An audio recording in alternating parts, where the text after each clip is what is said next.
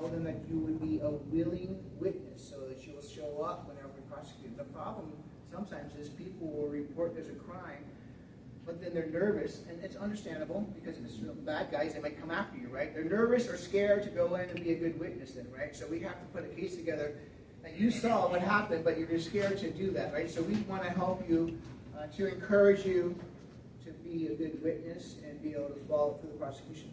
Most cases don't go to trial in front of a jury.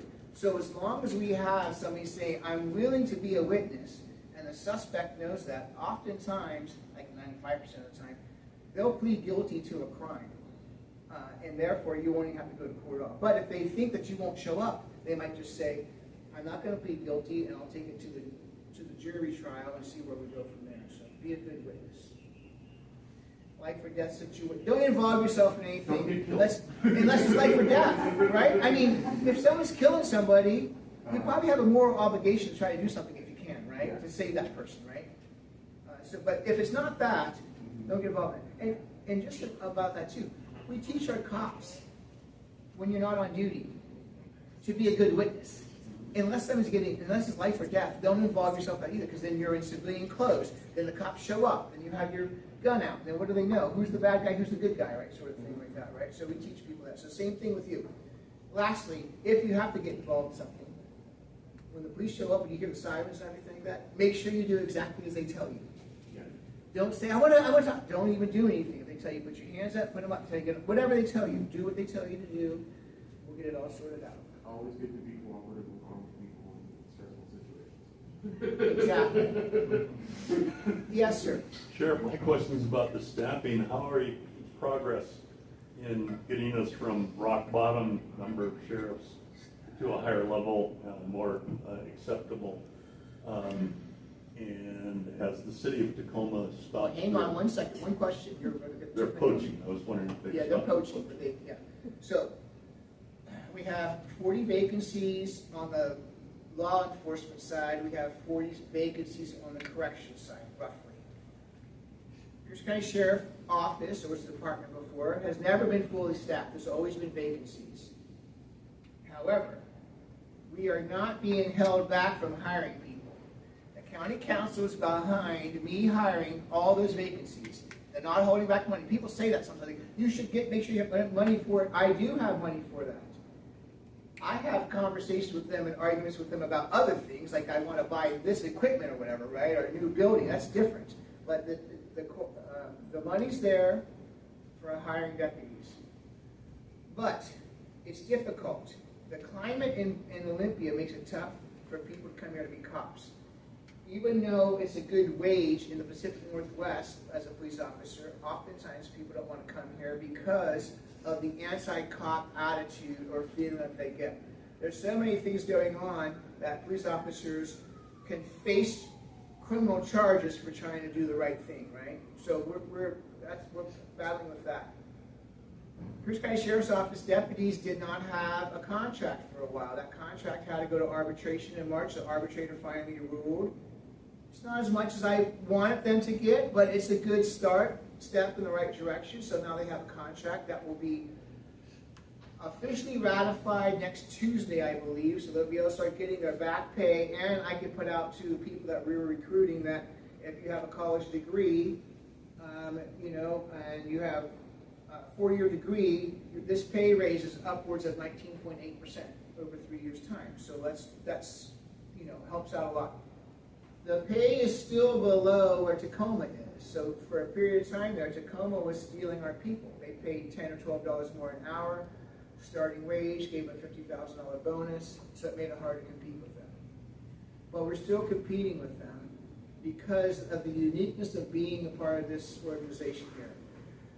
Pierce County Sheriff, and this is what we're doing with marketing. Pierce County Sheriff's Office, we don't just police out in the rural areas, out in the middle of nowhere. We have urban areas, we have suburban areas, we have rural areas, we have specialty teams, we have SWAT team, we have a Marine unit, we have a bomb squad, we have all this stuff that you would have in a major metropolitan city.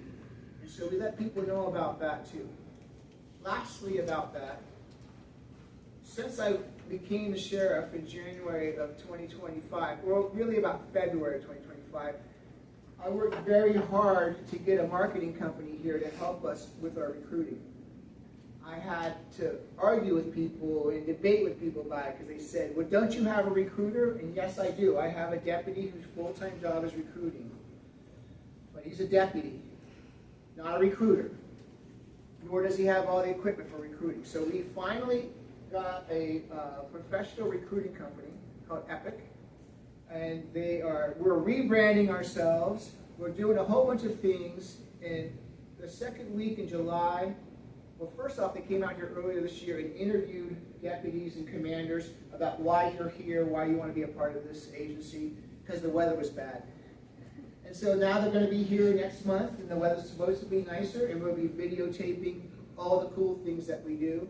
And then our marketing will hit the road running in September really hard, and I believe that a year from then, like I'll say October or so, provided some crazy things don't happen in the county, we will be close to having full staffing.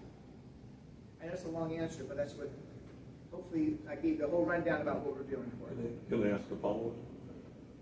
How's it going with the Pierce County prosecutor in terms of, with your crime report you shared with us, in charging and prosecuting criminals? The Pierce County Prosecutor's Office as a whole, there's a prosecutor, like I'm the sheriff, and then there's deputy prosecutors, like there's deputy sheriffs, right? Their deputy prosecutors are doing good work. When we get a case together that's a good case, they bring the case forward for charges, right? They file charges. If we bring a case forward that needs some more work, they let us know and do more work on it. So we have a very good working relationship there. They do have filing standards, though. They have, like, if it's going to be theft, it's got to be this, and this, this, and this has to happen, right? In order for us to file. So we have to meet those standards. Sometimes, like in theft, it's a money amount, right? Or something like that. Is there plenty of room in the jail for the bad guys? There is plenty of room. Plenty of room? I got plenty of room. Now, we can't go to full capacity right now because of staffing issues, but if somebody commits a bad crime, felonies, we're booking all felonies. So you'll be in jail if you commit a felony.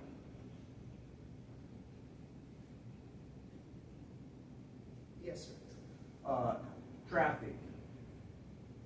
Every day I'm out there in this area, and it's just people drive like really nuts.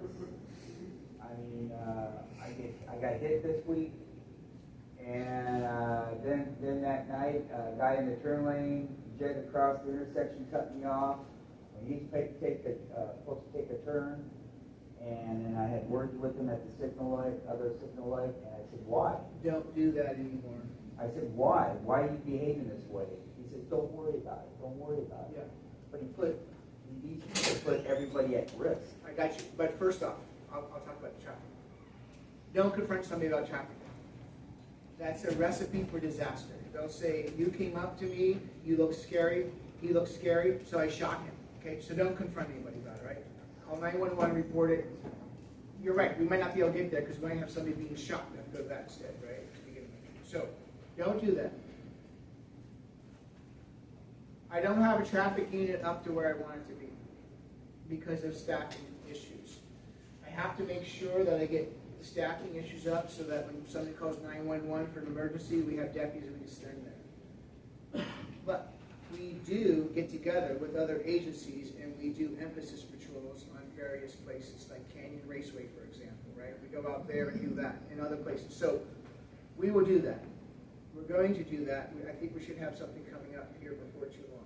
The other thing about that too is that we have an air unit. We have an airplane. It wasn't working to begin with because we had some computer issues with it. We got it back up and running too. So pay attention. We'll be flying around overhead, tracking your speed and writing your tickets on that too, just like WSP does. So we're working on that. My goal is to have our traffic unit back up. You know, we still have them, but we used to run motorcycles out here too. Motorcycles. Well, we don't have them. We don't have the ability for somebody to be doing that right now because my traffic unit is so short and so many people are driving so crazily. Like last night, did you hear what happened about the accident on Military? Where a guy was driving, I don't know. Military and what? the 400 block of military, right? You're Just, married now. yeah. And 410. And he smashed into a tree, split his car in half, killed himself and somebody else. I mean, when we're dealing with that sort of stuff like that, we can't go to those calls. But yeah, we need to do something. We're trying our best to get after these people for that, to slow it down. It's a weekly deal, like. Hey, it's a daily deal. I mean, like, in the middle of the intersection, I see them passing people in the intersection. I'm just like, holy crap. I'll tell you this. I see tractor trailers running red lights on Canyon. I never saw it before, but I've seen it the past year or so. I see them running a red light 2 seconds after it turns red. So I tell people this all the time. When just because your light turns green, don't go. Still look, wait for a bit before you go. Or you could get killed by this guy in tractor trailer. So we have one deputy who is trained in commercial vehicle. Anybody can pull them over for speeding, but they're trained in commercial vehicle inspection too. So if we stop them, we can go through and inspect the whole thing and make their day a very bad day for them. And then the word will get out, like, don't be running red lights on Canyon Road, or you're going to walk away with $10,000 in tickets or whatever, right? So we're doing the best we can on that. Eatonville school bus did? Yeah, I know that's still being investigated. I believe the school bus ran a red light. Is a preliminary investigation, and then there's a dead person, right? So we have had a lot of traffic fatalities in Pierce County, in our jurisdiction and on other jurisdictions around the area here. Another thing that's going on is motorcyclists riding crazily down the road. Now, sometimes it's a car that pulls out in front of them, but I've been seeing people or reading about them. They're splitting lanes going down. They're riding wheelies. They're doing all kinds of craziness going on like that. And so those are same thing going on there too. There's lots of motorcycle deaths going on. Yes, ma'am. I have a question about 911 dispatch. When you call 911, did you guys dispatch out? Because I struggle sometimes with the 911. I know that they got a lot on their plate. But there's been a delay, or they don't have time, or they're rude, or they're not polite. They don't think your emergency is an emergency, or what have you. And I do try to call the non-emergency when something isn't happening, an emergency when something is happening. So how can we address that? I've been hearing a lot of complaints about how 911 treats people when they call in there. When I was in Seattle, the Seattle Police Department oversaw the 911 center. Our 911 center is completely independent. It's very difficult for me to even be able to do anything at all, except for to say to the director there, I have people calling in and telling me that they're rude, right? So I'm just going to take this information. I think you are the third person today right here that told me about their interaction with 911, and I'm going to see the director next week. I'll bring it to his attention. One of the things that I have a problem with, and I don't want to go down in the weeds here, but there is no police agency leader on the board of directors for South Sound 911. There are people who are elected officials that know nothing about being a cop.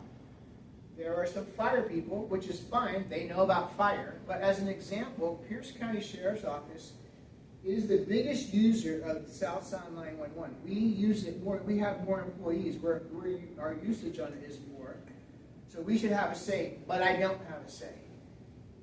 Years ago, before I ever became a sheriff, somebody in the Pierce County Sheriff's Office said this, oh, I don't want to be a part of that, I don't have time for it, and then they gave up that right. That's my understanding from the history of it, and now I'm trying to get us back on the board again so we can get in there and say, what about this, what about that from the police perspective. So, I'm going to talk with them about the rudeness thing. The other thing too is, I would say this, if you call 911, people said this to me, somebody, it was you I think, said to me, call 911 and said, I want to have a cop come out, a deputy come out and see me to talk about this crime that's going on, and they told him at 911, no, we're not going to send a deputy there. So my deputies never even knew about your crime because they never even got the call about it. That's the stuff right there that I'm gonna give you my business card. I want you to send me an email and say, I called 911 about this crime, and 911 said they weren't gonna come. Then I'm gonna go and see the director and say, what is this, right? Like, who are they to make a decision? That's the problem about being independent. They sometimes believe that they have more authority. They dictate our safety. Yeah. Yeah. So we need to work on that, and I'm working and building that relationship so that I can have a conversation with the director. But if they put it in writing and send it to you, you can take. For that. sure, yes, send it to me, for sure. Like Send the it to me. time. Yes, all of that, and I'll give you a business card. Like- All of our email addresses are the same. Mine's keith.swank@piercecountylaw.gov, but I'll give you a card too if you want it. Yeah. But everybody's the same. It's first name, period, last name at piercecountylaw.gov, right? And you can get it to us then too. And the other thing is with that, then I'll be able to send it out to the commanders that are up there in South Hill at the precinct up there and let them know about it too, so that they can say, oh, hey, you know, so-and-so called in about the noise complaint. I think that's what you're talking about, how loud the noise is on all the setting off fireworks that were possibly illegal. And then, right, and then somebody can come by and take a look on it then, because we didn't hear it, we wouldn't get to go there then, right? So, Well, like my last thing with 911 was non-emergency, and I'm waiting, not being patient. Lady's going on and off with me, and next thing I know, I get a lady on telling me, "You're not that important. This is the emergency line. Get off the phone. Click." And I'm just like, "Wow!" I called the non-emergency. that's unacceptable behavior. I know it was, but I was just Yeah, like, I'm saying it's unacceptable behavior. I need to know about those things, okay? So I can bring it to their attention. okay, You know, every time you call 911, we get billed for that. really? They're billing Pierce County Sheriff's Office for that call, that they're not sending one of our deputies out on, but we still have to pay for that call. Never knew that. I didn't know that either, I just found I out. thought that. I thought. They charge me per call. Well, our cell phone says 911, and we pay tax on it. Yes, Yeah. right, and then they charge me for that How because much they charge? Are they I don't know the double-checking? number.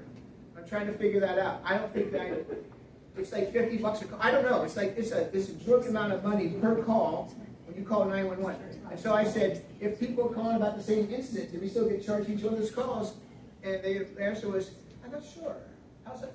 Right, so we're working through a whole bunch of issues there. Well, we're paying for 911 too. You are. Yeah. That's absolutely.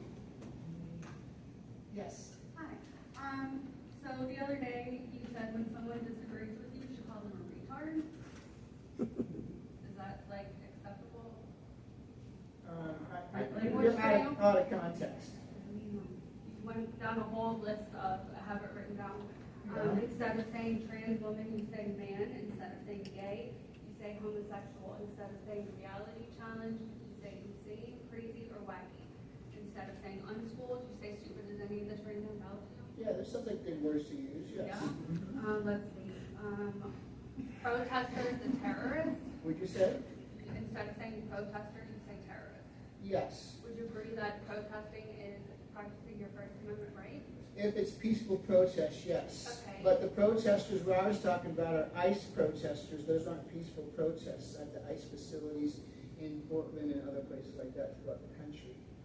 Those But aren't you're peaceful. talking about here, right? No, I'm talking about in general around the But you're country. sheriff of Pierce County, That's correct. so why would you be talking about that? Because I have a right to speak about anything I want to speak about. It's called the First Amendment. So I'm going to speak about lots of things. If it's a national trend that I don't want to see here happening in this county too, I'll talk about that. Okay, but Yes. just in general, protesters are not terrorists. Correct. Okay, so anybody that disagrees with you is not your retard. I don't think you go that far. Well, that's his statement. I mean, I'm just using his words. Yeah. I'm just using his words. So I think it's all out of context, but, you know. That's what you But, said. no, yes, but there's more to it, but that's fine, yeah. That's literally your whole statement. You got up there and said that, so I'm just clarifying. And then also, let's see.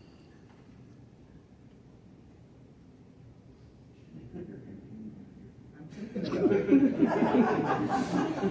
Oh, hire her to charge of public relations. Okay, anybody else have a question? You can look up the thing and ask me the next one then. Hey, hang on.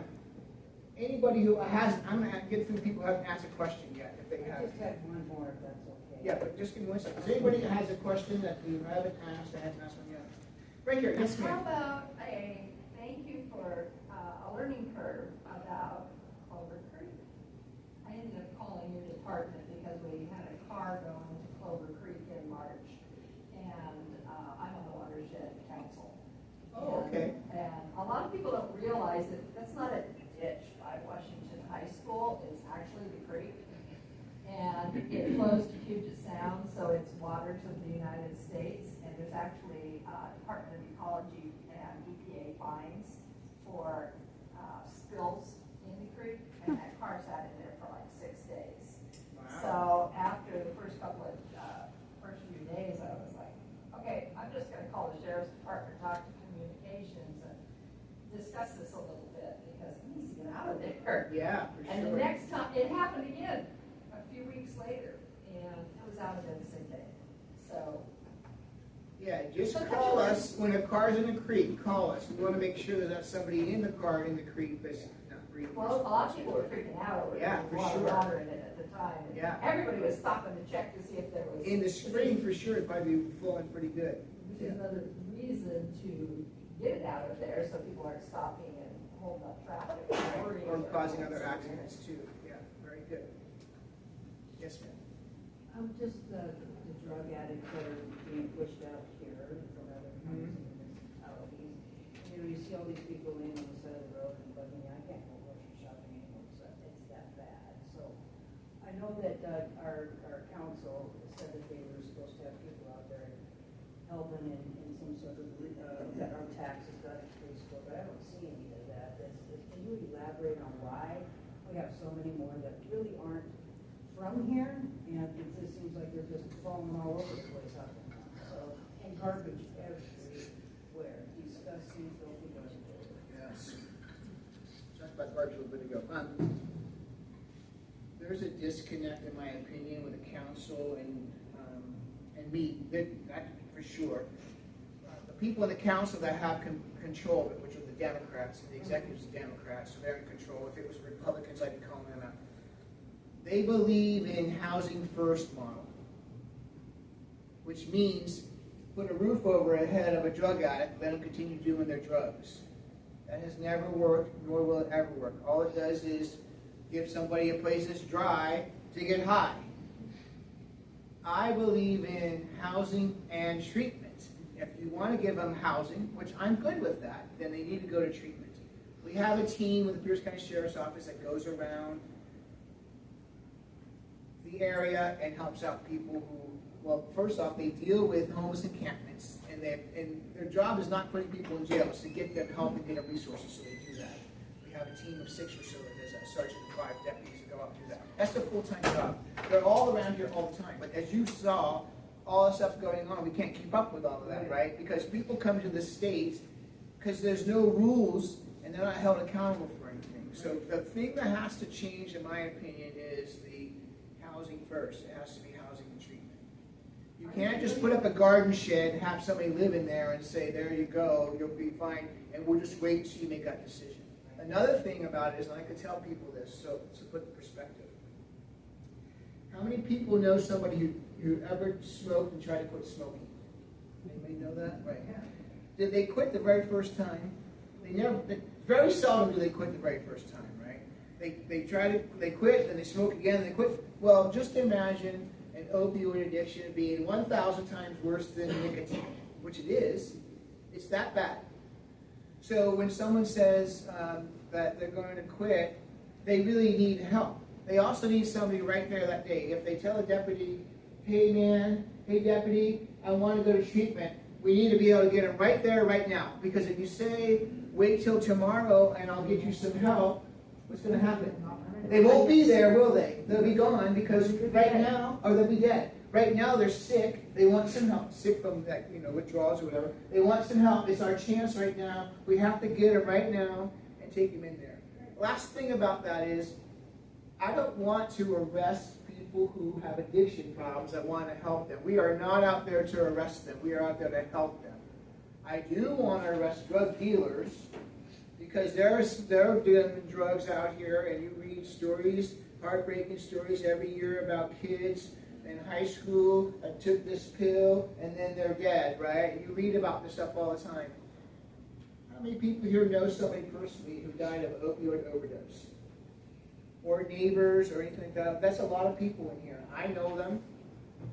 I know people that I know, friends of mine. So anyhow, that's what we have to do, and we're working on that with. But some of these people are very dangerous, they're out of their minds. Okay. Yeah, those are the When, ones. that is when they're dangerous and they're out of their minds like that. That's whenever we have the ability to kind of take them, even if it's against their will, and take them into treatment. It's very difficult if somebody's just high, walking on the street, or they're an addict, they're walking around the street, but they're not harming anybody. You have to be able to say they're a danger to themselves. If I don't intervene here, they could possibly die. And we could do that if we can articulate that, right? So, we're working very hard. We have a team together that does it. We have really good groups out there, nonprofit groups that help us out. We also have nonprofit groups there that are for profit. They're just trying to make money, right? So we have to figure out who's doing a good job and everything. But I'll just say that if you just give somebody a place to stay and you don't give them treatment, and the treatment's not like 2 weeks you go to treatment. That treatment is a really, really long process. They have to do this for years, right? And you have to get them out of that area.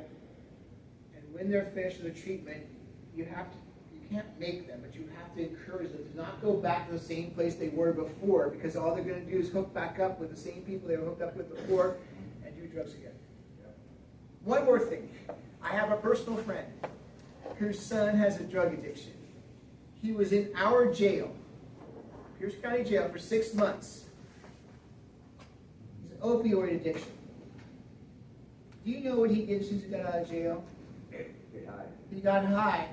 His mom hasn't seen him since. She doesn't know if he's dead or not. Isn't that sad? Yep. This is a mom who cares about her kid. She's trying to give him help. She's screaming out, "What can I do? Can you help me? Can you help me force him into treatment?" And we can't even do that, right? So it's really tough. We need to get tough back on it. In the 1990s, when I was a street cop in Seattle, we had drug addiction. Crack was a thing there, but that's still very addictive, and meth was a deal back then. And what we did was we arrested people for committing crimes, because drug addicts, what do they have to do? They have to buy more drugs, right? So what do they do to do that? They steal things. We'd arrest them for their shoplifting, not because we wanted to put them in jail, but because we had, like the stick in the carrot thing there. We had them. We said you could go to jail or you can go to treatment. And if they picked going to jail, they still went to treatment anyhow. So we would make them get into treatment, and that's what we need to get back to.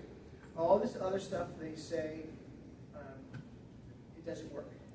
I was at a meeting one day, they said to me, "Sheriff Swink, do you think you could arrest your way out of this drug epidemic?" I said, "Absolutely." And they were shocked because they thought I'd say no, and these people say no. Yes, we hold people accountable for the crimes they're committing and say you're going to go to jail. So I'm arresting them, but I'm really not putting them in jail, right? I really want to get them into treatment, so we need to do that. I think we could apply the same logic to theft, petty theft. I mean, look at our local Fred Meyer there on 72nd and Portland. Gone. Gone. My whole entire life. Everybody's shopping there. My mom, she has to drive across town because of choosing to not prosecute petty theft, and then people just go back and back and back until the stores are ruined. That's retarded.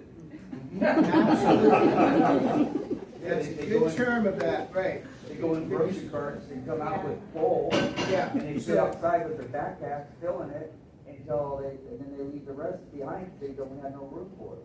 In addition to that, we have these guys out there, like, the term for fence, they're the people that sell stolen goods. Those guys we're targeting, right? We want to get rid of them because they're telling the people who have these drug addictions, right? Because they want to sell stuff. Go into the Home Depot, steal me a generator, right? And then that guy takes it and sells it and everything. He gives him like $10 or $20 for that, or gets him some dope to get high on, then he takes it to do it. So it's organized that way. That's organized retail theft that's going on, run by a few people, and we're trying to target them and hold them accountable and put them in jail for a long time. And Sheriff, I looked in the jail inmate roster the other day. There are people in the jail now for organized shoplifting. Yeah, we're going after for organized. That's basically organized crime. Organized crime. Yeah. And who's fencing all of that? Well, the leader of it, that's having them bring to them, and then they're taking them places. But we have to also work with our pawn shops to have a good relationship with them, so that they're doing the right thing. If something comes in that's suspicious, they're not taking it, giving the money for it, and they're calling us to have us come in now. We have detectives that go in and check that stuff out and work with them to find out about the stolen items that are coming in. Like, oh, you have a brand new DeWalt that has a sticker on it from the Home Depot, huh? But maybe we should check into this thing instead of just give you $20 for it. Yes, Anna? I have a question.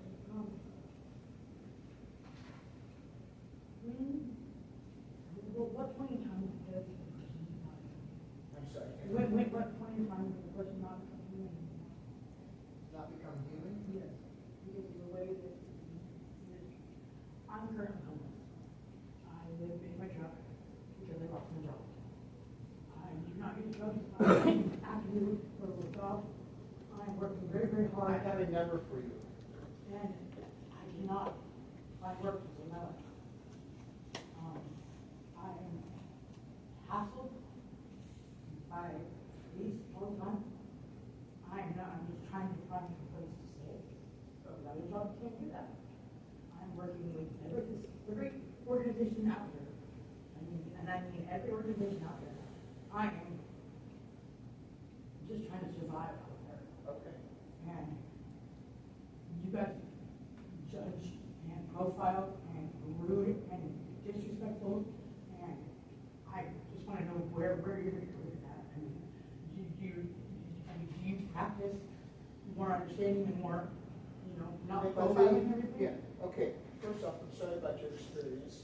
Second off, I have a phone number, so before I leave here today, get the phone number for me. This company, this group will help you with housing and finding a job.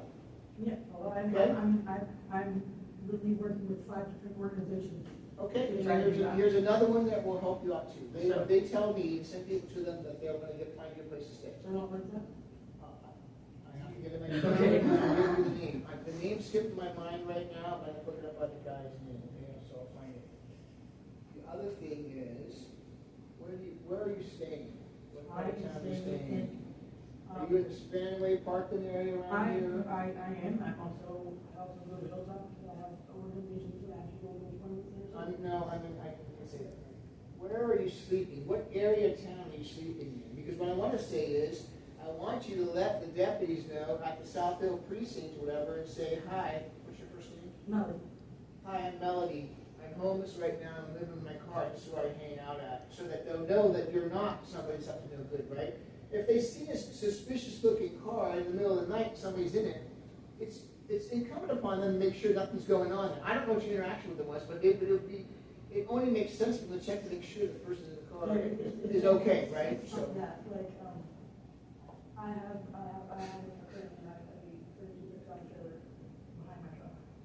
I don't litter. I always make sure that there's picked up around me. I always make sure that you don't do a mess.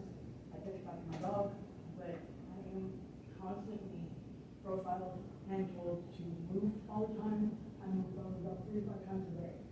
And with not having gas, it makes it very difficult. Not having money. I'm just wondering if you, as the head of the sheriff's kid, I don't know, maybe have a meeting with them and maybe, because we're not all bad people out here. We are, so some of us are trying to make, she's handicapped, she lives with me, we just are having a rough spot in our life. And Sorry about they that. are just constantly. I'm going to help feel like out. we're not being. Okay, I'm sorry about that. I'm going to help out. Is Bo CDL, is Bo still a CLD sergeant there? No, yes, yeah. Well, okay, who's the sergeant there? Ashmore. Okay, Ashmore, okay. He was acting like it. Okay. So, I'm going to give you my card. You're going to send me an email about what's going on about that. I'm going to make sure that I get information out to the team that's out there helping, okay? Somebody will come by. I'll CC them on a response to you. They'll get a hold of you and try to give you a hand. Before I leave here today, I'm going to give you the name of the guy whose name I can't remember right now, okay? And I'm going to give that to you, and then you're going to have that. And your task is going to be to call that person up today. You don't have to be there 24/7. Call them up today, tell them what's going on, ask them if they can help you out, okay? And then we're going to let everybody know about you and your travel trailer and how difficult it is. And I don't believe you have to Sergeant, how long are you allowed to keep your vehicle parked in an area on the street? You have to move it, how often typically? Is that 48 hours, 24 hours? 24 hours. Every 24 hours? But you can't be parked on a public right of way, in your travel trailer. Yeah, so you have to, yeah. I don't want you to have to live in your travel trailer on the side of the road anyhow, but there's rules about where you can park that, right? And if somebody might be able to help you out, figure out a place for that, okay? So, well, There's just a lot of things I don't know because of how long we go. I understand. And you really usually break on up in the right way. Yeah. You know, you can show me if I didn't leave it before you leave it. So, I have to leave it for you and the other thing. So, but I don't have, I can't get in here to use the library services, which I use on a regular basis. Yeah, yeah. There's no food for the business. We'll try to Mine see, is we'll try to see what we can do to help you out. I can't guarantee you that there's a place that you can park the vehicle at, but there might be some places you can do it at, right? And the other thing too is there might be some people around here that's listening to you right now, and might say, I have some space on my property, you can park your vehicle there for right now, until you get things squared away. And when I get that data for you, you're gonna send me an email, I'm gonna get you in contact with our team, and we're gonna try to help you out. I'm not promising you I'll solve your problem, I'm promising you that I'll try to help you out. Okay, and I appreciate that. And I think we're gonna get this all figured out. Washington women need. Yes, ma'am. I'm a founding board WI. member of the Family Promise. See you later, I'll talk to you. And help hire Steve Decker. It's good to see you. That's exactly who I want you to call, Steve Decker. Thank you. Do you have Steve's phone number you can give us, lady, or that organization's phone number? I'm already with the organization. Oh, you are? Yes, I've already signed up with the Family Promise. Okay, that's who is gonna have you call, Steve Decker. Have you I have talked? talked to Steve Decker personally myself, and he said that He's amazing, and he believes in the treatment and employment help and all the other Yeah. things you need to work I have out over 100 people. When you send me your, Like over 100. when you send me your email about that, put Steve's name on there too, and I'll call him up, okay? And I'll ask him, I'll tell him I met you personally and ask him if he could just give me a little extra love, okay? Yeah, I've been there. Okay. Like I said, I'm with every But organization. Steve Decker is exactly who I was Any thinking. help I Thank can you very get, much. I have signed up for it. Okay. Problem is, when you call in, you get in their intake, you list of resources, but then you gotta make a lot of calls too. Well, yeah. And one of the things they have is the housing connector, but most all of the housing is in Tacoma. And if you're a person who's centered around Parkland Spanaway all your life, there's only like one place in Graham, and supposedly the new Copper Way for low-income housing. There's just nothing out here, and it's really sad that. Yeah, it makes it difficult for a lot of people who don't want to leave this area. Me, I'm perfectly fine being in this area. Me too. I do not mind. Spanaway Methodist has the parking. But you have to have insurance and you have to have current tabs, and when you're homeless, it's very hard to do that. And if you could afford that, you wouldn't be homeless. And that's what I actually talked to Steve Decker about, he actually contacted me personally about that, because there's help out there, but there's too many barriers. How much are your tax for your vehicles?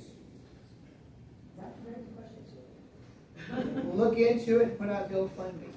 People will help you out. I guarantee you, people will help you out. It's a very, that guy right there will help you out. It's a very caring community here. I'll help you out. Put it out there. Figure out what it is you owe to get your tabs squared away so that you can go park it where this lady just said. Okay? We're gonna solve your problems. I'm glad you came here today because we're gonna get fixed. We're gonna figure it out. I would also call the city council, because they have a lot of places that are supposed to be safe parking spots. So I'd reach out to the Pierce County Council, ask to speak to Jenny Hitchens, she should be able to hook you up with some of these safe parking spots that they're supposed to have set up too. That is true. Her assistant could probably give you a hand there too. Yeah. Some of the churches were offering. I'm sorry, what'd you say? Some of the churches were offering parking. Yes. Yeah. Right, okay. All right. Any other questions? So do you have a question? Oh, okay. I didn't know. I thought you. Yes. So, I know that you're struggling a lot for staffing and things like that. You want an application? I can meet fitness requirements. We have a method for that. And Spanaway Fitness across the street, they have a special deal for the deputies. They've got a great little workout space there. So. Tell you what, I will look into that, but I also want to ask about, volunteering opportunities. Is there anything that we can do without being deputies to help you guys out? That's really, really good. Let me tell you about volunteer opportunities. It's really sad. The state has passed so many rules and regulations that I don't have a volunteer group together for the Pierce County Sheriff's Office anymore. I don't even have reserve deputies. I have probably 20 or more people that have come up to me personally and said this to me: Sheriff, I have a really good job at Boeing. I don't want to give it up, but I really want to give back to my community. Can I be a reserve deputy? Because we had a robust reserve deputy program before. And when I first became the sheriff, I said, we're going to have a robust reserve deputy program. And I started telling people that. Then I found out that I was lying to people without intending to lie to people, because the academy says that only they are allowed to run a reserve academy. Agencies used to do that. Then they changed the rules, gave all the power to the academy. And then I said to the academy, okay, well, when are you going to run an academy for reserve officer / deputy? They said, we're not. So here we are. I have one reserve deputy left, somebody that's been there for a long, long time, like 30 or 40 years. I don't have a volunteer program for the same reasons. And the bill that they passed in Olympia, 5974, was actually, they added in there things to curb people from volunteering to help out the police agency. It's terrible, anti-cop bill. So, I'm working hard on that. I don't know how we're going to get it changed. Oh, really? This is what I really want to do? But don't tell anybody, okay? I want to get some agencies around here, and they just say with me, I say, I have a facility right over here in Parkland. Let's put a reserve deputy academy together, and I'll swear everybody in because I have that authority. And I don't care what the academy says, because I want people to come here to keep our community safe, right? If I had 20 or 30 more reserve deputies, they don't go out on the street by themselves, but they can jump in a car with a full-time deputy, and then you can have 2 people show up at a call, which makes it safer for everybody then, right? So that's what I want to do, and I'm trying to figure out how to do that without ruffling too many feathers, but at the same time too, to get it done. So that's where I'm at. But I appreciate it. In between that, though, you can go to the gym right over here and you can say my name. You get a discount for that, right? Discount for saying the Sheriff's Rank Special, right? Save our sheriff. We support sheriff. We support the sheriff at Spanaway Fitness. You get a discount there, and you'll be in shape in no time. What would you say? Get some GLP-1, it's easier. Maybe I should get some of that. It doesn't make it run faster. So, but thank you, I appreciate it, and when we get it going, I'm looking forward to having people volunteer. And I will still take your name on behalf of the sheriff, because we may have some volunteer projects that we can engage you in. I'll tell you one thing that we're trying to do, though, like you just heard me say about cleaning up the communities around here. That's something that it's near and dear to my heart, and so we're going to try to get something together where we organize it, just like we want to just talk to the Rotary, this group, that group, right? The community in the area, and we have like a community day. We just clean up all our streets around here, right? That's what I want to do, so that would be a good volunteer project. How much tabling do you do? Tabling? Tabling at events. There's a lot of schools and stuff that have resource fairs. Oh, you mean have some volunteers that can sit at the table and provide information to people. They don't have to do that. No, but we do go out to as many community events as possible. So I like that idea. They could help do that too. Like we go to ABC days, right? We go to a lot of different events, but there might be something that we don't get into. It would be good to do that too. So I like that idea. Volunteers to go there, they hand out brochures and things. But oftentimes people come up when we're recruiting them. and maybe we could brief you about it too, but you should have the answers. They want to come up and ask questions like, oh, what kind of guns do you carry? What kind of car do you drive? What's the academy like? You know, so I think we could do that. Just give a little briefing, and then you could be able to answer the questions, or at least take down their name and forward it to our recruiter to get a hold of them too, right? Know who to talk to. Yeah, exactly. No, I like it. Yes, ma'am. I was just curious, didn't you guys used to have a sheriff's academy for citizens, Citizens Sheriff's Academy? We used to have a Citizens Academy, and they got rid of it a long time ago. Oh. But guess what? We're starting it back this year. More information to come. I believe it will be starting in September, Oh, nice, and we'll be doing it, I believe, right here at the precinct. nice. Yeah. That was something I wanted to get going so people can come out and see what all we do, and, yeah, very important. We contract with Edgewood, so we have officers up there, and they do the academy up there too. Wow. So we're gonna be putting it back on. What does that consist of? Pardon? What does that consist of? Well, I can't tell you everything right now because we're still putting it together, but they're gonna talk about police procedures, about evidence collection, about all kinds of things police related.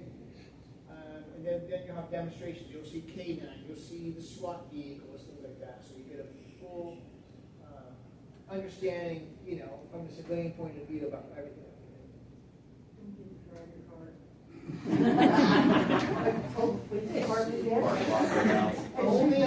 Only if it's at least 100 miles an hour down the app. I'm just kidding, don't do that. I did that on the ride along.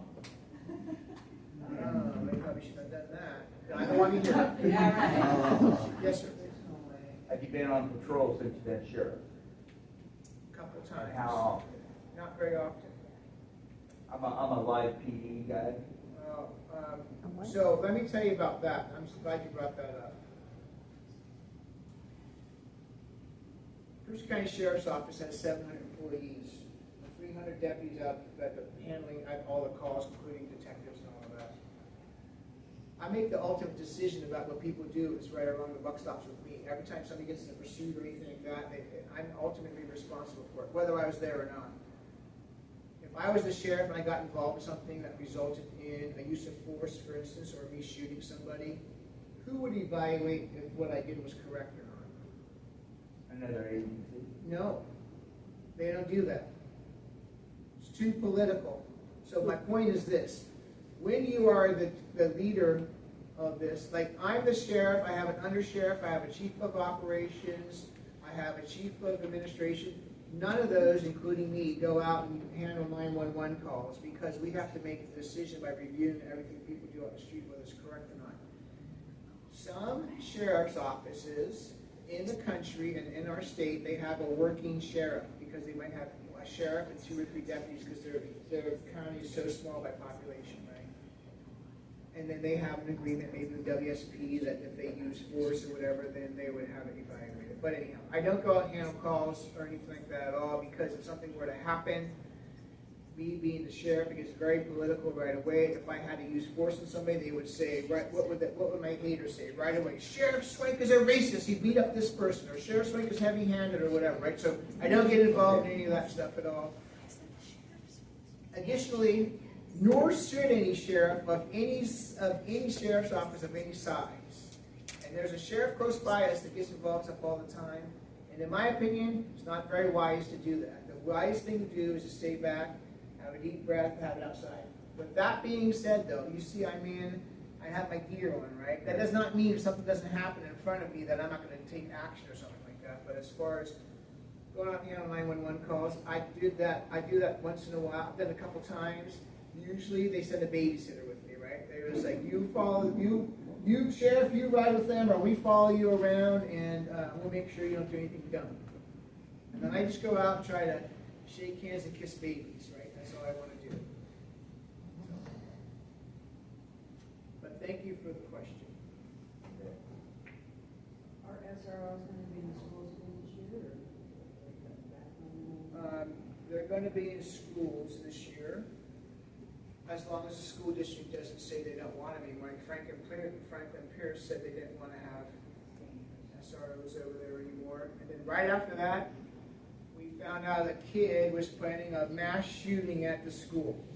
He had hundreds of rounds of ammunition, about a dozen rifles, and luckily I'm a member of the National Sheriff's Association because back in Washington D.C. somewhere, they saw something on the internet about this kid. They called up Puyallup PD, who realized where he lived was in our jurisdiction, and we got to work on it right away, and we saved a whole bunch of lives. He was 12 years old. He was going to kill a bunch of people. But anyhow, they didn't want us there anymore, and so we'll still, of course, we'll respond to 911 calls if they call us, but we haven't seen if they're going to change that back again because they don't want cops in the schools there. So what'd you say? Ballrooms. That sounds good. The reason I say that is because the schools out here in the Bethel School District, some of the Franklin Pierce, but these kids are going to school with knives and guns every single day. Every single day. We have SROs out here. You want to answer this? So I was an SRO in the Bethel School District for 3.5 years. So there are 4 SROs in the Bethel School District. That contract is continuing. Okay. We have 3. There's more than 3 in Puyallup School Districts, but 3 on the county side. And there's 3 on the Puyallup side that work based on geography of the schools. I know as an SRO in the Bethel School District, if knives were reported to us, we confiscated them. They were booked into property, and they had to go downtown to get them. There's no arrest associated with it. Marijuana is an arrest because it's still illegal for juveniles. They can't be booked into jail, but it's still an arrest, and then it goes to the prosecutor. Likely the first offense goes to diversion. The problem is that these kids are going to school with knives because they're afraid of being jumped because of the fight.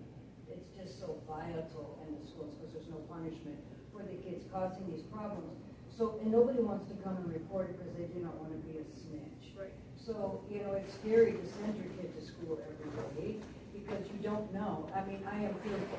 And sometimes in the beginning of the school year, you'll hear there's a shooting by the school or there was a shooting at the school, and that's all you ever hear. You never hear about the follow-up. What happened to these kids? What happened to the gun? What happened kind of stuff. And I'm about over the top about, I really feel like crap sending my grandson to school. Because I know what I'm sending him into. But then if we don't send him to school, then we get arrested. You know what I'm saying? So I hear you. I have kids in public school. Right. And I feel your concerns. What the SROs are doing, right, is responding when the school calls. Some of them are there, and they're being proactive. They're developing relationships with the kids so that they can get in front of some of these issues. That's how we get to intercept things sooner. But we also have to have the schools notifying us, but you also have to talk to your administrators because they have to enforce what they can at their end. It's not all on us. right. And then in terms of what happened, right, because most of the people involved in these incidents are juveniles, they're gonna redact all of their names, right? Right. Protected. So, yes, you can try and PDR and send a request into Cell Sound 911 and see what the result of the call was. But otherwise, right, we're going when we're called. We're trying to be proactive and be there. But you have to understand, right, 4 SROs No, that's what in I'm saying. all We of the need 17 more. schools, Yeah, 18 now with the new school.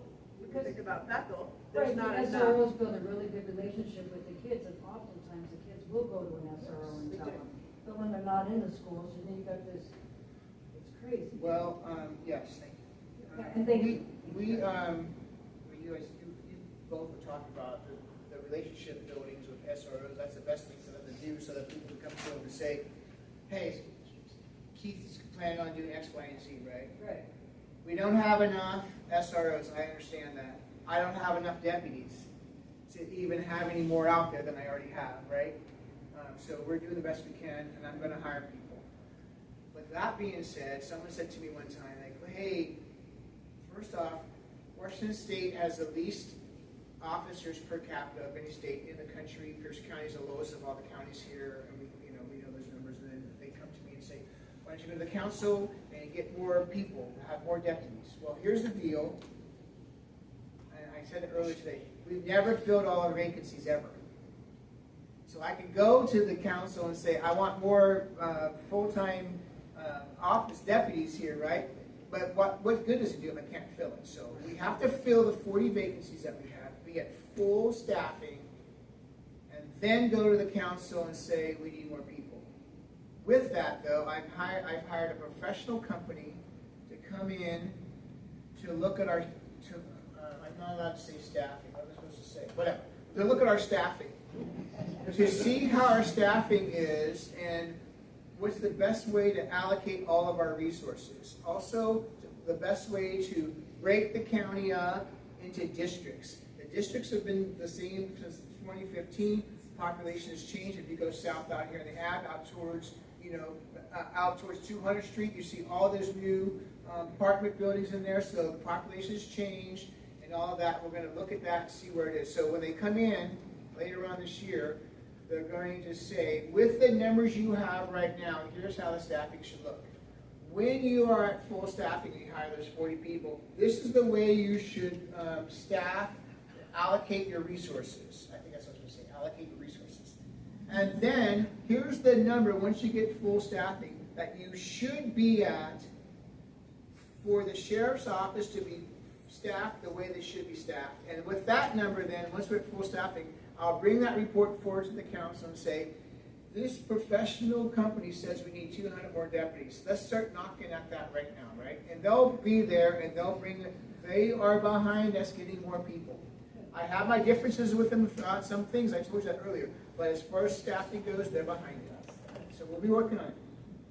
Sir, you got a question? Did you raise your hand? Oh, okay, I thought you did, sorry. Any other questions? Hang on, there's a lady behind you. No, That's okay. it's okay. Well, you brought up the council, so I wanted to say, I'm sorry I was late. Did you bring up anything about the charter review? Okay, I don't know how many of you know about the charter review, but once every 10 years, our Pierce County Constitution gets reviewed and changed. Right now, we're in that process. And in March, one of the commissioners brought in a spokesperson, two spokespersons, two authors that wrote a book about how evil sheriffs are. And I mean it. It was horrific. Okay? So I prepared a speech to give to them, and I made copies for you guys to see, because what will happen if the council, if the charter review gets their way, they will take him out of his position and they will appoint us as sheriff. Now that appointed sheriff could come from New York or LA, anywhere they want, because they're appointing, they will be appointing that sheriff. And I don't think that that is right, and I would like to pass these around, you guys. It's really heartbreaking to think that they hate him and they hate Trump, even though both of them are duly elected, and we should get our time with these people, and they should be able to do their job. So pass them around. But then what do we do about? This will come to a vote. Yeah, thank you for asking. This will come to a vote on our November ballot. Oh, this is a perfect opportunity. I wanted to tell you all that you don't have to vote on everything when you get your ballot. If you want to vote on one thing, vote on one thing. You don't have to fill out that whole ballot. I don't think everybody knows that. Well, if you don't, somebody else could fill it. No. When you seal it up and put it in, I work at the election office, okay? I open up ballots all the time that either have nothing, or one person, or two people, or something. I always thought that if you didn't vote on everything, then your vote doesn't count. See, that's what I'm saying. That's So right. that is not true, folks. Vote on what you want to vote on. So if you're looking at those really long wordy things, and you're not sure what they're talking about, don't just say, oh, what the hell, yes. Don't do that. If you don't understand it, don't vote on it. But we want to keep our sheriff as an elected position and let him do his job. So read through that thing, and you'll see what was said in that speech, that we had to give up our public comment store because they have these authors from back east.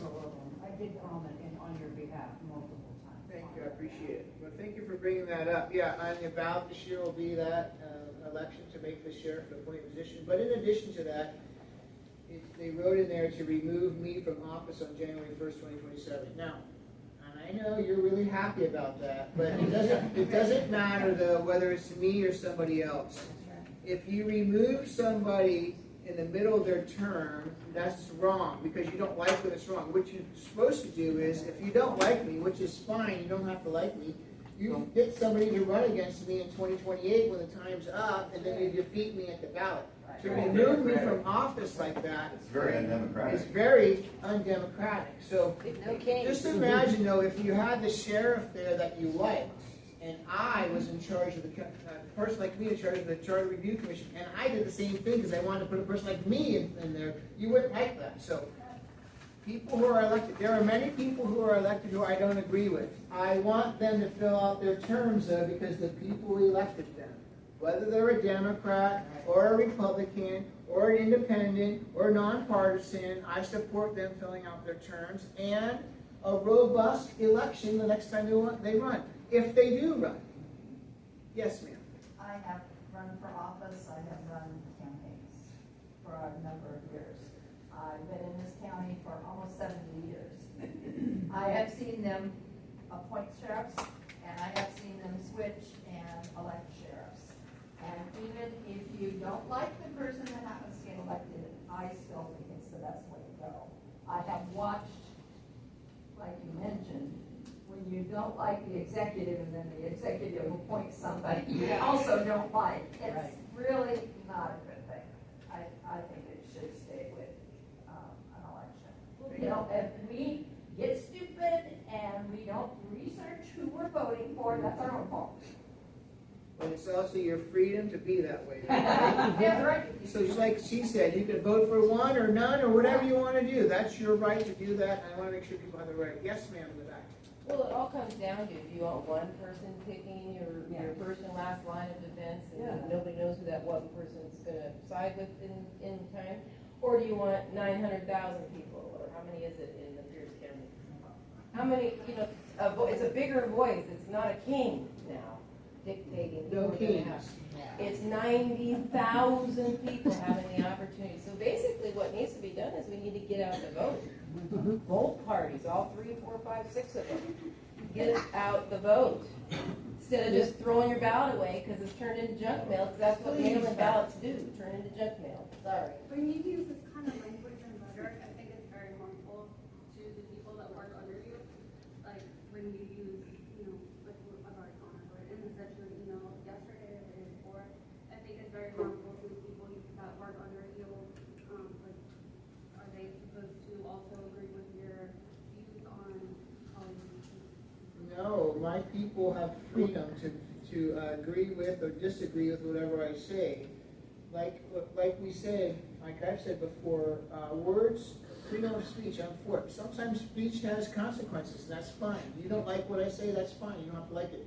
Maybe some of my deputies don't like what I say, but I support them. I support you to have the right to say what you want to say. And I don't go after my deputies because they speak things.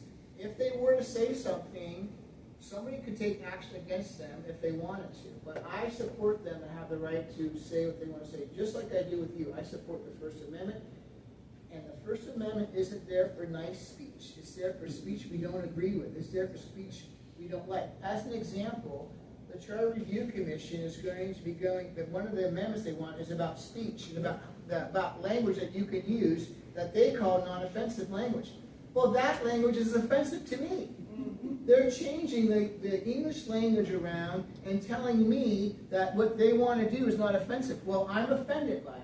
I'm offended by whenever people refer to me in a plural pronoun. They call me a they or a there, and they're referring to me. I'm a him, or whatever else, but I'm a singular pronoun, not a plural. So when you sit there and tell me about my language being bad or whatever, actually, I like to go out and say that just so that you'll say something about my language being bad, so I can say to you that I have the right to say bad language if I want to, just like you do.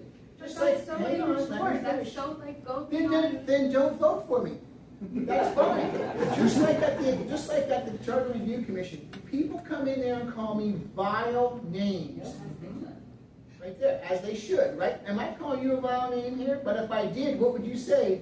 The sheriff called me a vile name. He needs to be removed from office because he called me X, Y, and Z. But you're allowed to call me that. The Charter Review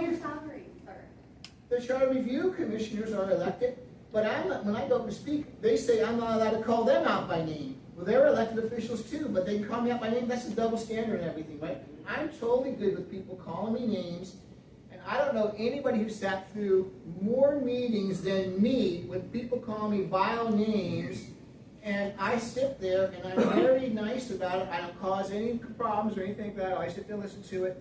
But if I want to say something, I'm going to say it. Just like you came in here today wearing your fuck ice button. I totally support you saying that. That's really nice. Looks like the Slurpee things or whatever. Perfect. Anyhow, I'm behind that. I'm behind you having your freedom of speech doing that. I support it. And I'm going to say what I'm going to say. You should be supporting my freedom of speech. Just say, I don't agree with what he says, but I support his right to say it. That's the way we should be. But when it affects minorities and people that are already disenfranchised? My speech is not affecting anybody. I just told this guy right there, I don't arrest anybody. So how am I affecting anybody with anything I said? Even if I said something like, I want to work with ICE, which I don't do, how's that affecting anybody at all? It's not. Because you admitted that you're doing it for like a reaction from people. No, I do it to make a point. Because people out here in unincorporated Pierce County for many years have been told by the left what they can and can't say. I'm the first politician, and yes, I am a politician. That's just because I'm the sheriff. I ran for office. It's a political position. I'm the first politician out here saying, I'm supporting you to say whatever you want to say. Speak your mind. Say whatever you want to say. I'm supporting your right to do that. For so many times, for so long, we've been told, you can't say this, you can't say that. That's a hate speech. You can't say the word retard. Yes, you can. You can say it. You probably should call people who have special needs retarded, but you should call normal people who are acting stupid retarded if you want to. Yeah. That's what I'm talking about. Let's make retard great again. Okay, I've been spending too much Somebody time. that disagrees with you, Right. with a disability. No, I didn't say the disability. I don't make fun of people with disabilities at all. Well, what about When I use the word, if I were to use the word retard about somebody who's very something to do, I would talk about somebody who's normal, not somebody with special needs. I would never talk bad about somebody with special Special needs. needs is not retard. Yes. They don't Your go together. pen is highly offensive to me. Answer me. It is, I'm just saying, you want it to, it sounds like you want it just to, us to respect your position, but you don't want to have to respect somebody else's. Hypocrisy. And just because we pay part of his salary doesn't mean that he loses his freedom of speech. Feeling And like that's, it's triggered. yeah, your feelings don't matter. It doesn't. The Constitution and our rights do. But you walked in here with older people, young people, and did not care that you have the vile pins on your shirt. It is vile to me. It is very Okay, disgusting as well. thank you. Now we're going to get back to talking about sheriff questions, okay? But this lady right here hasn't spoke yet, so you can talk about anything and say cuss words if you want to. Okay? Well, I have a question, but I would also like to say that, since you became sheriff, I, don't hear gunshots like I used to. My husband and I, we used to go for walks all the time in our neighborhood. We stopped because of all the gunshots, and here we are, walking. Are you walking again? Yes. Yeah, a little bit. Okay, I good. work a swing shift, so I get home kind of late, so we used to go for walks at night, and it was nice. We PLU neighborhood, Thule Lake Road, it was great. It wasn't so great starting post-2020. But it's great now. But I do have a question. Now, I keep kind of hearing about, I don't know about Pierce County, I haven't been paying much attention about hiring illegals to become police officers. Is that something that's possible in Pierce County? What happened was the state legislature passed a law that said you could, if somebody was not illegals, if somebody was here in the United States legally working and they were a non-citizen, they wanted us to be able to hire them to be a cop and in the corrections. And so I spoke out against that a lot and said a lot of things about it on social media and interviews and things like that.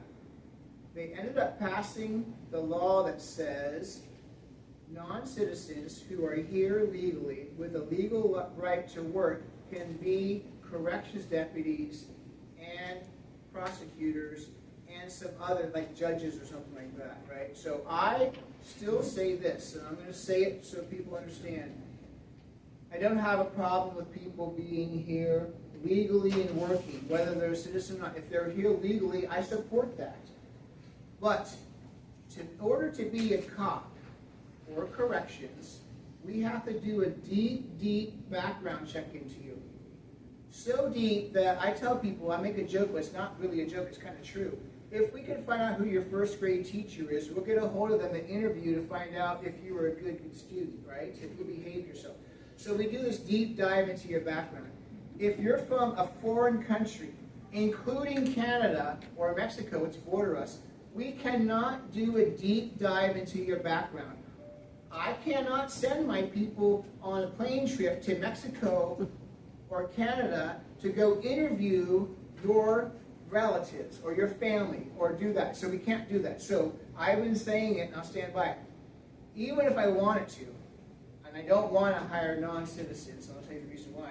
I can't hire them because I can't do a thorough background check on them for the positions of deputy or corrections. Now, that does not mean I wouldn't hire somebody to be an administrative assistant if they pass the background check that we do for them, which allows them to see police stuff. But I still have to make sure that person is not somebody working for some other country that I don't know about, and then they're giving them information, right? So I do that.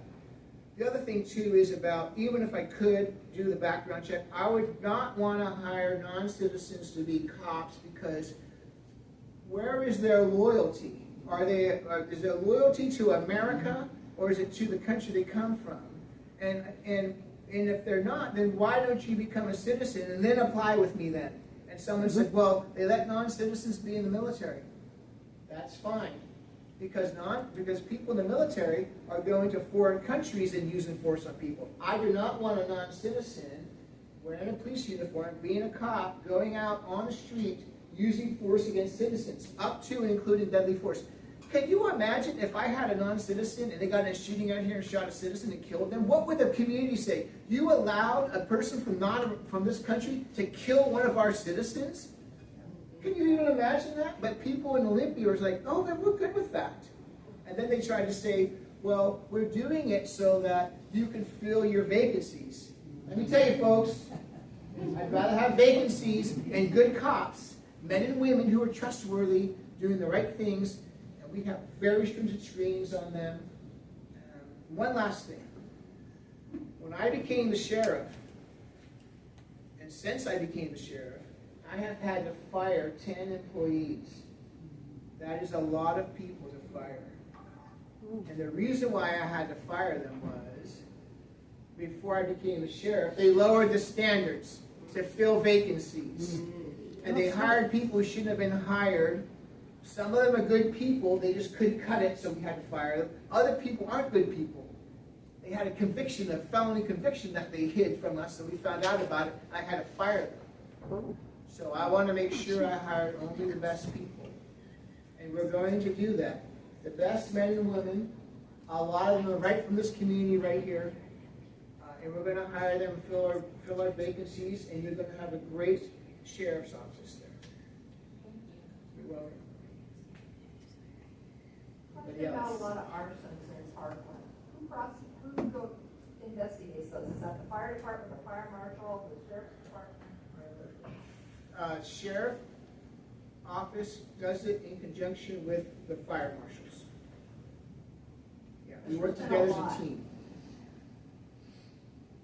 But if the house burns down or something like that, and then it's suspected that's arson, typically goes in there would be somebody with expertise, like a fire marshal, go in there and look. They'll be investigating like how the cause of the fire or whatever. But then law enforcement, sheriff's office, or whoever jurisdictions will work together to put the case together. Yes, sir. Right along. Do you do them? I mean, for the public. Yes and no. Yes, if you know somebody who would take you on a ride along. No, if you said to me, Sheriff, I want to do a ride along, and I say, hey, Sergeant, take him out, and he didn't want to do it. See what I'm saying? So if we do that, but right now, I just got to be honest with you. I don't think we're doing very many ride-alongs unless somebody, the deputy or somebody approves it, because they're so overworked right now. I really don't want to put that on them also. I haven't said no, but I just haven't said, let's take out the community. So we're doing this community academy. We're hoping that will happen there. I'm hiring people. We're hoping we'll start getting these people hired. As a matter of fact, I am hiring 8 new deputies Monday. You know, class. That's and so when I get these, but it takes a whole year almost for them to be out on their own. So, except for 2 of them, they're laterals. So they're already working out of their agency. They'll be able to start, hit the ground, run down to go to the academy. So that's how it works. So if you know somebody, or you go up there and you talk really nice, and someone says, "Yeah, sure, I'll take you on one," it's good. But I would say possibly like wait till we do the Citizens Academy. You'll meet some deputies there, and then maybe one of them will, say, "Yeah, I'll take you on the ride along," or something like that. It's legal. And we can do it, but we're just not doing a lot of it. Sometimes they have to work 12, 16-hour shifts, right? And they might just be like, I don't know if I can keep my attitude up, positive attitude up for the whole time. Yes, sir. Sheriff, can I add to that ride-alongs? It's a big burden for the deputy. We go to a lot of really violent stuff. And inserting a citizen into that is problematic. So that's why ride-alongs are tough. I said it a little bit smoother than he did, okay? You're not a burden to the deputies. I'm okay But with you're that. right. They don't want you seeing all the vile stuff. Like last time somebody was on a ride-along with that accident, it would have been super duper gruesome. Right? Yeah, it's just there's a lot of stuff that happens that it's hard to introduce a citizen to that. In putting you in danger too. Driving fast, doing all those things. So. Actually, if they have a citizen with them, they shouldn't be driving lights and sirens someplace because they're putting you at risk then too. So we have to I would sign a waiver. You do. You know what? That's really good. You sign a waiver and then you get killed. The next kid says, "I didn't sign that waiver. Give me $10 billion, right?" So, but no, seriously, no, you're right. Sheriff, for the citizens that might want to satisfy their adrenaline rush a little bit, can you remind them about the absolutely fantastic video footage that your office posts, as well as the upcoming COPS, maybe the season next year, but even now, they can go online and see some fantastic work. Yeah, you can see that on our social media, and I was keeping the cops thing secret. Thank you. Well, they can watch the old episodes where there you go. Right? From the 1990s, when cops were here. Yeah. Anything else, folks? I have the fire commissioner here with us, Brian. And does anybody have any questions that he could answer for you regarding fire stuff? Not like, hey, how's the best way to get away with burning my house down? Help you out with that at all? I have one. Yeah. Are you noticing an uptake, or have you noticed in the last 5-10 years an uptick in meth-induced fires, like the meth addicts that like to burn stuff? I see them all the time on the sides of the road, on 7, going around up to 38, all down in the valley by Portland Avenue. I mean, yes and no. so is it getting under control? I am a commissioner, so I'm more governance and finance up here, so I don't get into the weeds a lot, but there is a lot of ups and downs throughout the district, so I wouldn't say there's any huge trends, but they come and go, and it's all relevant to what's going on in the country and around us.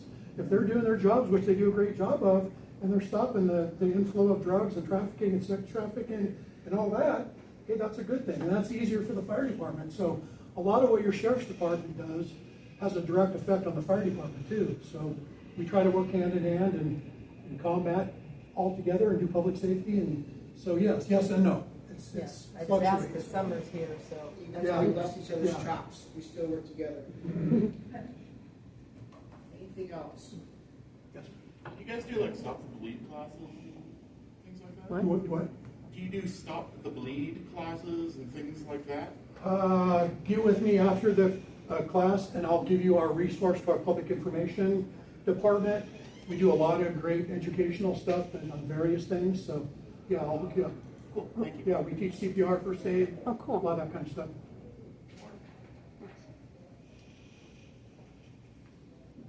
Yes, ma'am. I have a question. So you had mentioned at one of the Charter Review Commission meetings, about when you came on board, when you were elected, you kept staff that was there previously, and I don't know how the elections work and like how they get rid of staff and replace things. Like I know at City Ording, there's huge staff changes. If they go to appointed sheriff, how does that affect your hiring process now? Does it put it up in the air? Or how do you feel things are going to go moving forward, knowing the instability of People might things? say that I'm just saying it because I'm trying to save my job, but first off, I want to say this so that everybody's clear. I'm not the sheriff because I need a job. I was a retired cop. I barely make more money a month than I did with my pension being retired. So I'm not here for the money. I'm here to do the right thing and try to make the sheriff's office the best it can be and turn it over to people. Now the question you asked me, like you brought up there, was this. The sheriff has what we call 20 appointments, and that includes people of various positions on the sheriff's office, like my commanders. I have the authority to appoint them from the ranks or from outside the agency and make them a high-ranking position. But I also have positions there that are civilian positions. They're not cops. I have people, I have a guy that works on contracts. I appointed him to be a contract manager. I have a person that works on programs. She's appointed to be a program manager. Craig, who you just saw back here, he's my strategic advisor that I just got. He's an appointment.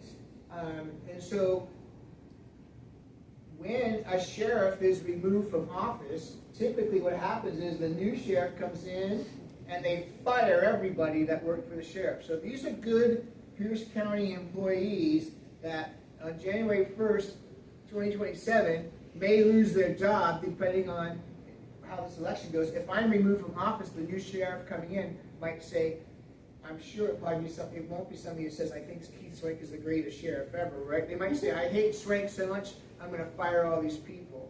So that's the politics about it. But what happened with me when I became sheriff, I did not fire anybody. There were people who were appointed to various positions and they went back to their previous rank in the sheriff's office. But the people who were civilians in their positions, I could have fired them and replaced them with somebody else. But I didn't do that because they're good county employees. So I'm concerned about those people. That's why I spoke about that at the Charter Review Commission meeting, to say these good men and women who work for the sheriff's office may be fired because people are trying to get rid of me, they hate me. And I said, maybe I should bring them in here so you can see them all. And you can have them talk to you and maybe tell you about what they do here to make the sheriff's office work. Because we have sworn people that are deputies in corrections, right? But we have people, not a lot, because we're very lean, but we get a lot of work done with that. We have people who are assistants throughout the sheriff's office who make everything work. They make sure people get paid. They make sure we get the computers up and running. They make sure, all the things that we need to go, that we have all the equipment we need and everything like that too. So those people are very important. And their jobs will be at risk on this too. I'm not worried about my job being at risk. I'm worried about theirs being at risk. But thank you for asking that. Thanks. Thank you. I'd like to respond to that.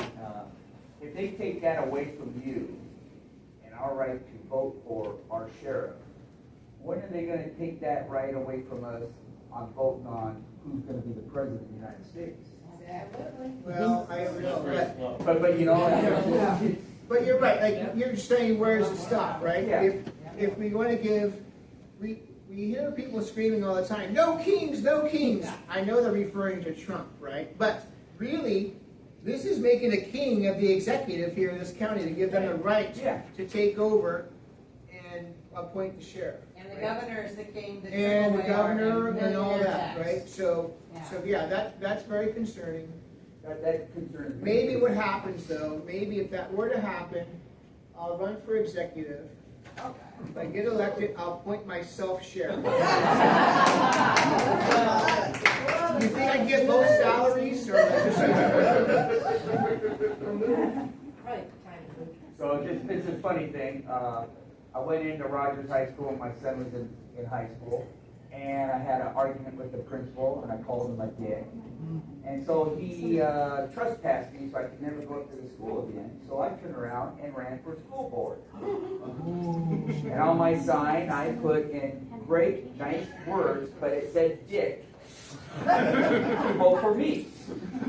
Because that's my right to say that. I didn't call him no racist or nothing other than that. I just told him that he was a dick. I'm a veteran, and in the Navy, if you were a bully or a jerk, you're a dick. Well, to add to that, on that charter review, there is one commissioner who has openly, repeatedly said he ran to be on that charter review commission in order to get Keith Swank out.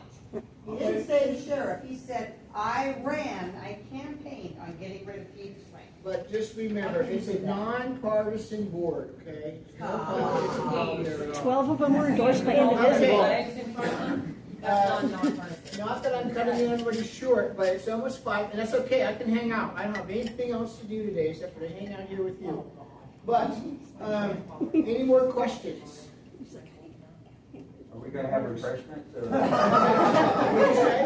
We're gonna have refreshments or snacks? Well, I'm glad you brought that up. Last year, I had breakfast with the sheriff once a month, and it started at 7 a.m. at various restaurants throughout the county. We still have some of those scheduled this year. We don't have one every month because protesters came to the businesses and told them, if you have that effing sheriff here again, we'll bust your windows out. Because no kings, you know. So anyhow, some of the businesses got scared about it. But other ones said, no, we're cool with that. Let's go ahead. We're going to have breakfast with the sheriff. So go to the Colonel. We have a website, and on our website it has a list of where we're having these community meetings at the libraries, and then also where we'll be having breakfast with the sheriff. So I think my next one is at the Pine Cone, I believe, and that's over in Utah. That was last month. That was last month? I think it's coming back up again. Okay. Maybe, I don't know, but I have some. Angelo's or whatever. Anglia's on Portland Avenue. That's a great place too. Those people there are great, and so we'll have breakfast there. Good food there, yeah. Anything else?